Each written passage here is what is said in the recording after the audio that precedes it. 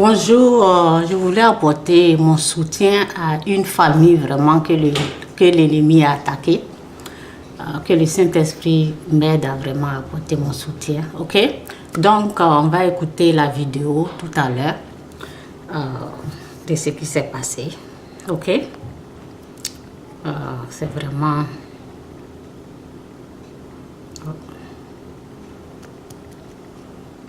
Je suis là. Ok. Elle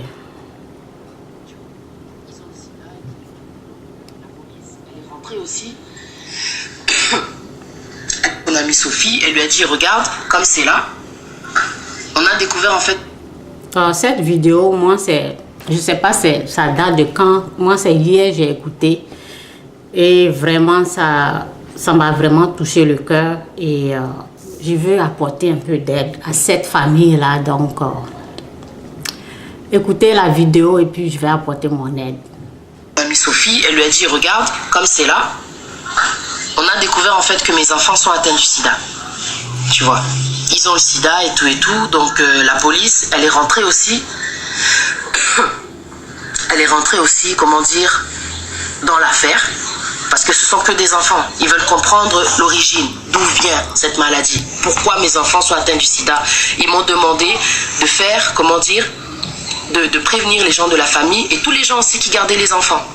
Tu vois, qu'est-ce qui s'est passé? Ils ont donc, comment dire, continué à parler. Sophie, elle a commencé à être un peu sur la défensive. Oh, mais qu'est-ce que moi j'ai à voir dans les histoires? Je ne suis pas un membre de votre famille, moi je fais que garder les enfants.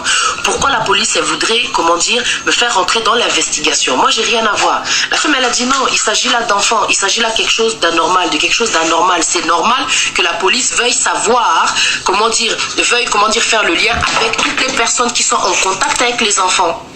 Vanessa, en fait, elle continue à expliquer à Sophie que non, c'est grave ce qui s'est passé. On a vraiment besoin, en fait, de toi, que tu viennes aussi, comment dire, pour faire une prise de sang et tout, parce qu'ils vont contrôler tout le monde. Ils veulent savoir d'où vient le sida, tu comprends ou pas? Sophie, elle a, comment dire, elle est restée sur la défensive. Elle cherchait aussi, comment dire, à se défendre. Elle a dit non, moi, je suis désolée, je suis pas un membre de ta famille. Qu'ils aillent demander aux autres personnes qui font partie de ta famille. Moi, j'ai rien à voir. Moi, je suis juste une amie, tu vois, c'est vrai qu'on se connaît depuis longtemps, mais ngana ou toi, famille, on n'est pas la famille, tu vois. Je suis désolée, tu vas leur dire là que moi j'ai rien à voir dans les histoires. Ok, Masta, Tobé Banaté, c'est pas grave et tout. On va pas s'embrouiller pour ça. C'est pas grave. Ce qui va se passer, comment dire, c'est pas grave et tout, tu vois, c'est pas grave, je vais expliquer à la police et tout, il n'y a pas de souci. Vanessa, elle est partie voir maintenant, comment dire, les policiers, elle leur a dit, ouais, comme c'est là, moi j'ai expliqué à mon amie, mais mon amie, elle veut pas. Pourtant, elle garde les enfants chaque jour, c'est elle qui les récupère à l'école. La police, ils ont dit, non, c'est pas normal. On va aller voir Sophie, on va aller voir Madame Sophie. La police frappe, toc toc, oui, bonjour madame, voilà, tac, nous sommes en train de faire une investigation par rapport aux enfants qui ont été contaminés du sida. Donc on voudrait savoir la relation que vous avez. Voilà, la dame elle a expliqué. Non, Sophie elle a dit moi je suis qu'une amie qui récupère en fait les enfants chaque jour après l'école. Ils ont dit ok, c'est pas un problème, mais vous devez faire aussi le test parce que on doit savoir l'issue, l'origine, tu vois. On doit comprendre d'où vient le sida là. Ce sont des enfants qui sont innocents. Comment est-ce qu'ils ont pu avoir le sida? On doit comprendre. La dame elle a dit ok, Sophie elle a dit ok, il n'y a pas de souci, je vais faire le test. Comme mes amis là, Andimi, elle a dit ok, je vais faire le test, il n'y a pas de souci. Elle maintenant elle a dit aux policiers je vais faire le test mais je vais aller chez mon docteur. Les policiers ils ont dit non, vous allez aller dans le docteur de la famille. Vous allez voir le docteur de la famille des enfants. Sophie elle a dit ok, il n'y a pas de souci, je vais faire le test, il n'y a pas de souci. Sophie elle est partie au rendez-vous, on lui a fait la prise de sang, tac et tout. Donc entre-temps, le temps que on fasse la prise de sang, le temps qu'il y ait, comment dire, entre le moment où on lui fait la prise de sang et le moment où il y a le résultat qui doit sortir, Sophie qu'est-ce qu'elle a fait? Elle a pris ses jambes à son cou, elle a fui. Quand elle a fui, ce qui était bizarre, forcément, entre-temps, les résultats sont sortis. Le docteur de la famille des enfants a appelé les parents. On doit vous parler, on a les résultats, on aimerait en tout cas que vous veniez vous tous ensemble. Ils ont dit ok, il n'y a pas de souci. Vanessa, qu'est-ce qu'elle a fait? Elle a contacté Sophie. Elle a appelé chez elle, quoi, tu vois. Elle appelle chez elle, pas de contact, pas moyen de la joindre et tout, elle n'est pas là.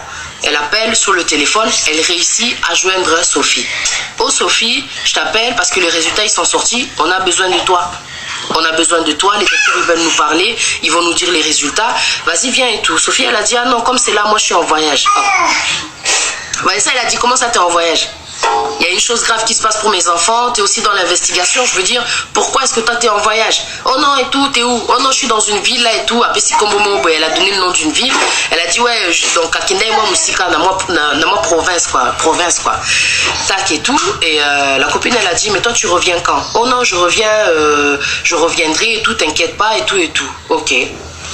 Ils ont raccroché. Quand ils ont raccroché, Sophie, qu'est-ce qu'elle a fait?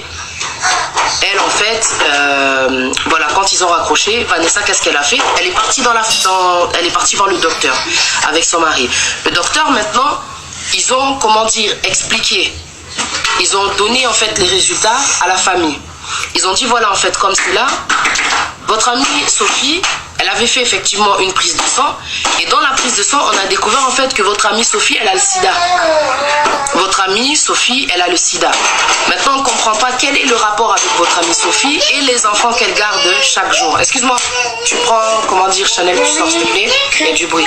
Tu prends ça, toi aussi, tu peux sortir. Allez, Boutika, tranquille parce que c'est important ce que je raconte. Sortez. Tu prends le chargeur, tu sors. Tu sors, s'il te plaît.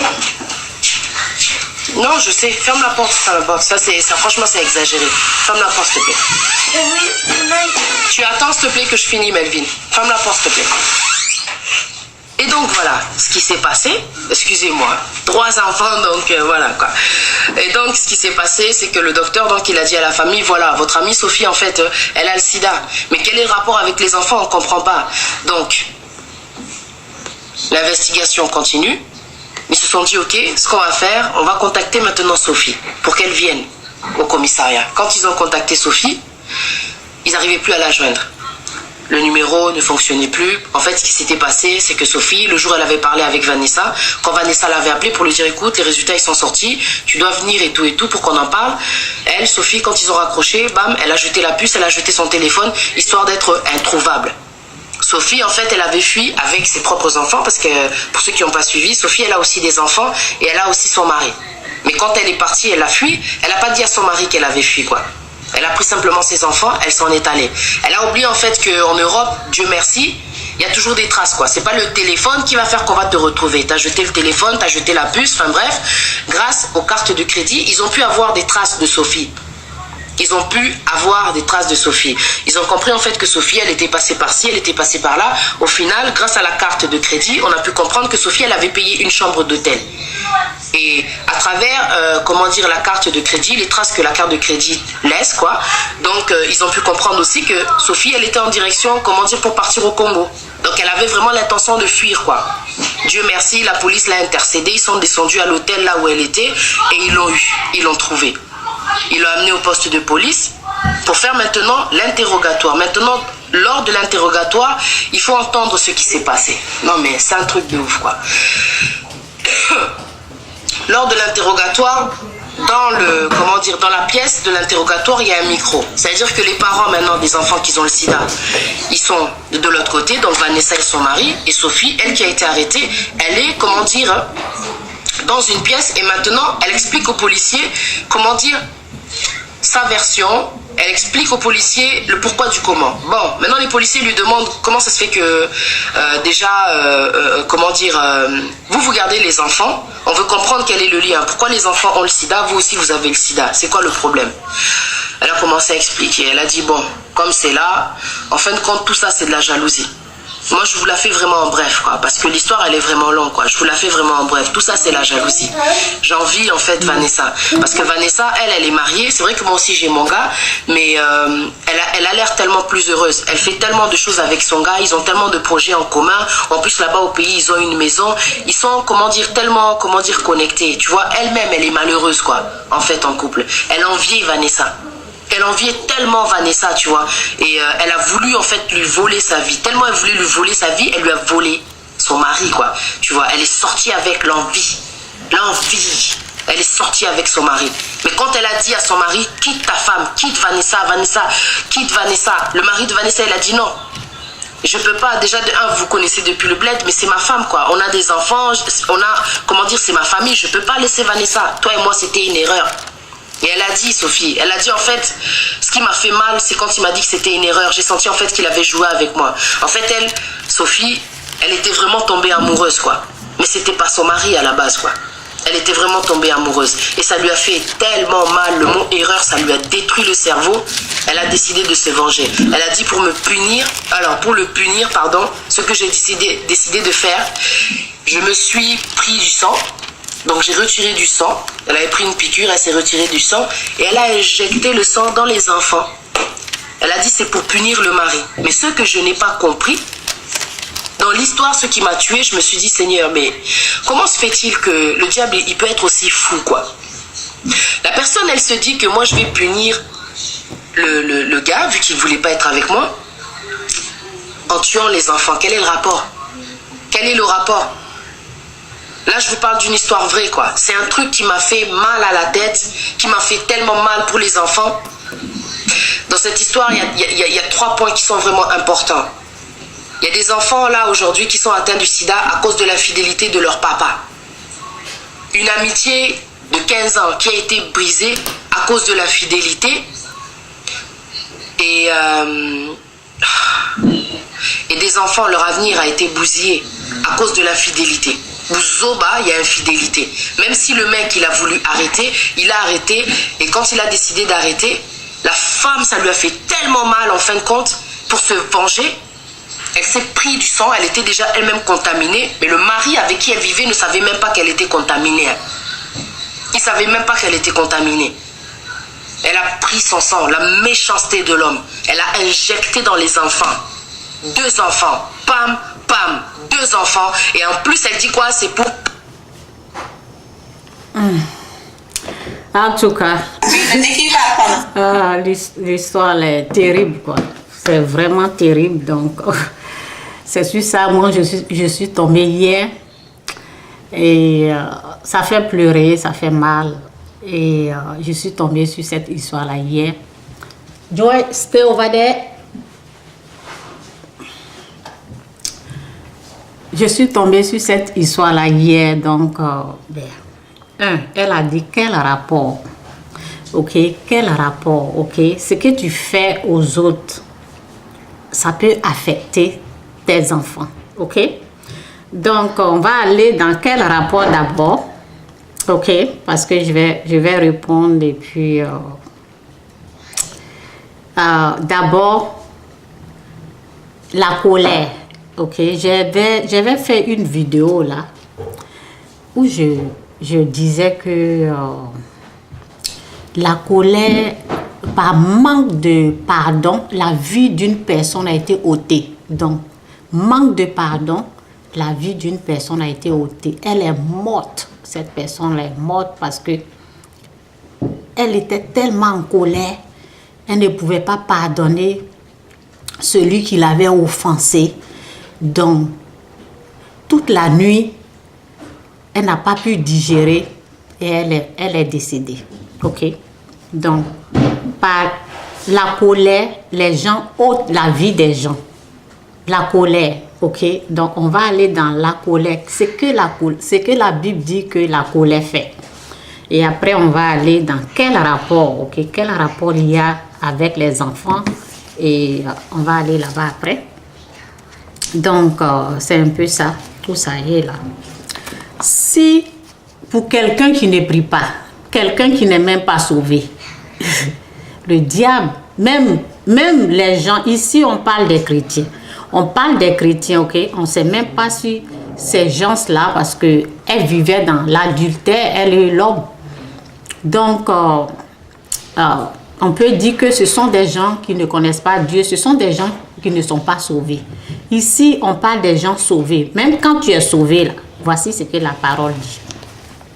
Si vous vous mettez en colère, ne péchez pas, que votre colère s'abaisse avant le coucher du soleil. Ne donnez pas au diable l'occasion de vous dominer. Ne donnez pas au diable l'occasion de vous dominer. Comment le diable a dominé? C'est le diable, tellement qu'elle était en colère. Le diable a pris le contrôle d'elle. Donc, tout ce qu'elle a fait là, ça ne vient pas d'elle. C'est le diable qui lui a donné l'idée de prendre son sang. C'est pas pour la défendre, hein. Moi, je vous dis comment le diable a pu contrôler cette femme de cette façon. Donc, c'est le diable qui a pris le contrôle. Parce que la parole nous dit, si vous êtes en colère, si vous êtes dans Éphésiens 4, verset 26, si vous êtes en colère, ne péchez pas, que votre colère s'abaisse avant le coucher du soleil. Ne donnez pas au diable l'occasion de vous dominer. Cette femme a été dominée. Ok? Cette femme a été dominée. Ok? Quel rapport il y a entre, comment on appelle, les enfants? Normalement, elle voulait dire que normalement, c'est l'homme qui devait être puni par les enfants. Ok? Et ici, la parole dit quoi? La parole dit ici, okay. Oui, je vous avertis, dans Deutéronome 31, verset 19. Oui, je vous avertis solennellement. Oui, je vous avertis solennellement. Aujourd'hui, le ciel et la terre m'en sont témoins. Je place devant vous la vie et la bénédiction, d'une part la mort et la malédiction, d'autre part choisissez donc la vie, afin que vous puissiez vivre, vous et vos descendants, afin que vous puissiez vivre, vous et vos descendants. Ça veut dire que le choix de l'homme, c'est le choix de l'homme qui a fait que ses descendants ont été attaqués. Si tu fais un mauvais, il a choisi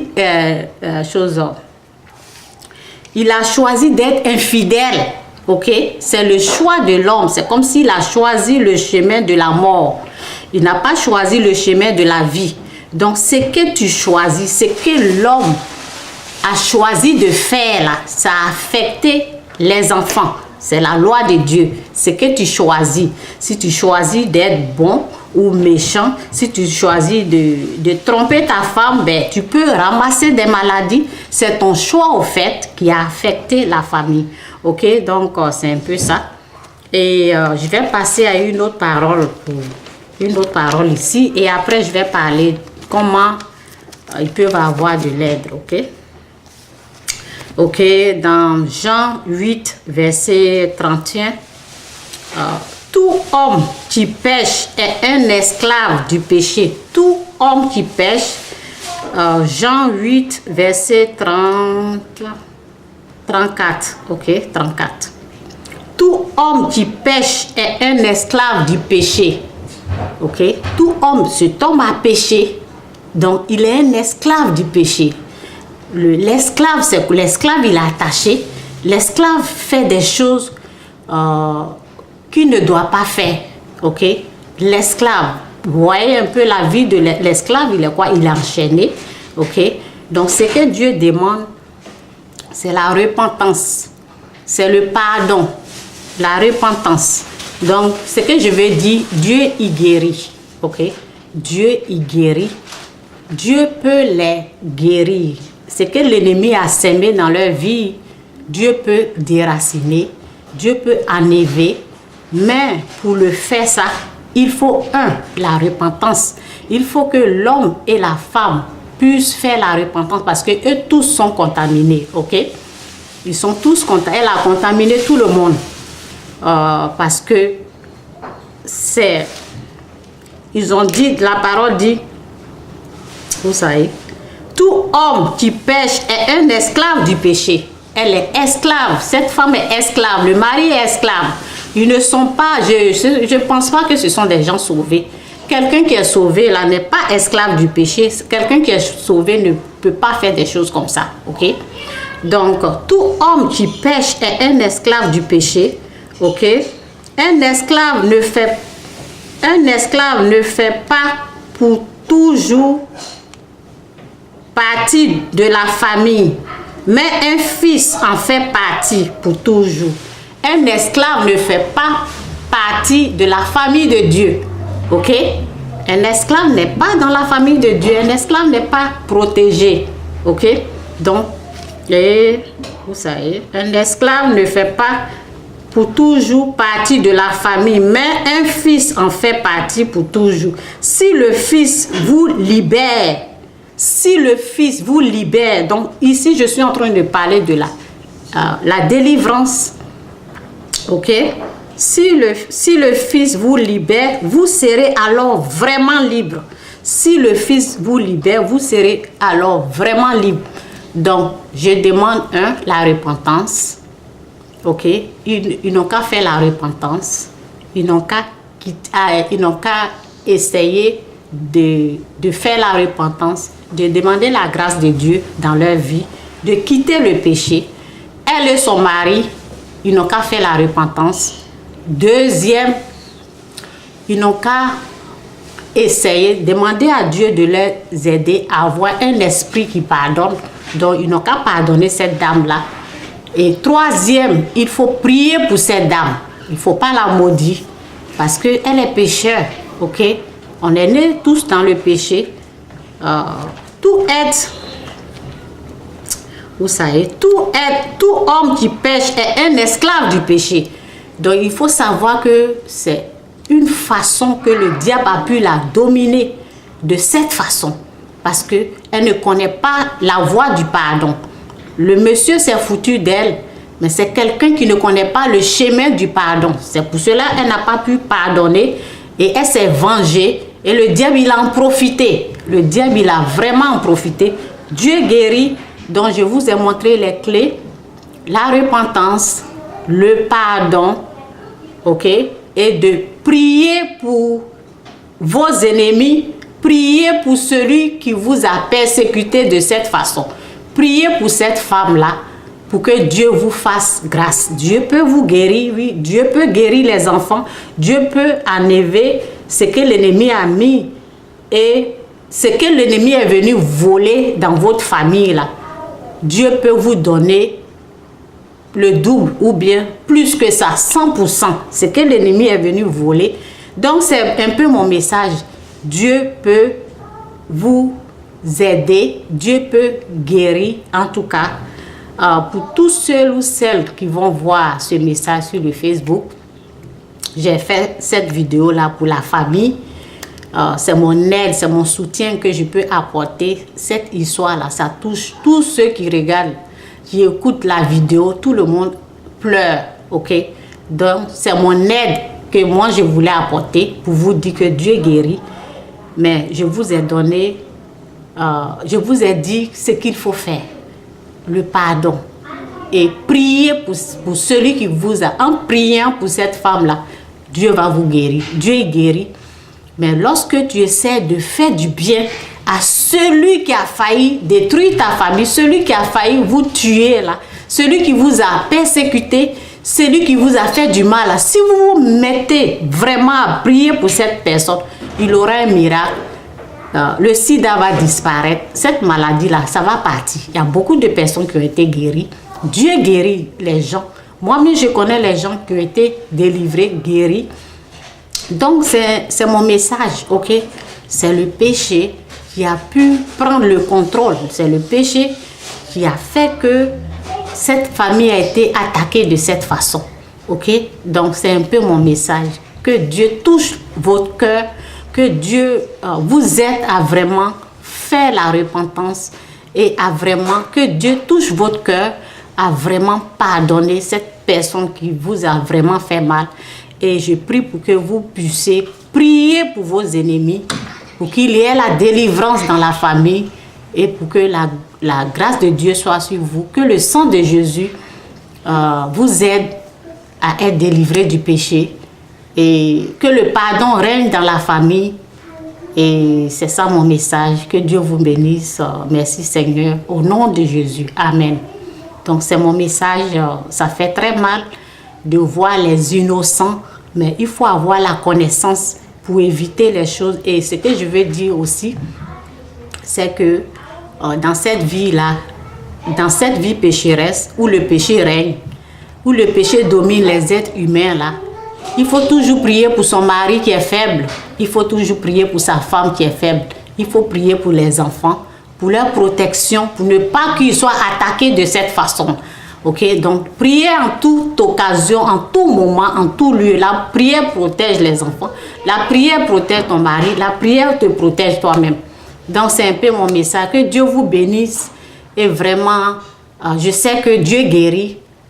Il va vous délivrer de ce que l'ennemi a voulu faire. Donc il faut vaincre l'ennemi par le bien. On peut vaincre le mal par le bien. On ne peut pas vaincre le mal par le mal, mais on peut vaincre le mal par le bien. En faisant du bien à celui qui t'a fait du mal, ben, Dieu va venir et enlever le mal qui a été planté par l'ennemi. C'est un peu mon message. Que Dieu vous bénisse. Et puis, bye!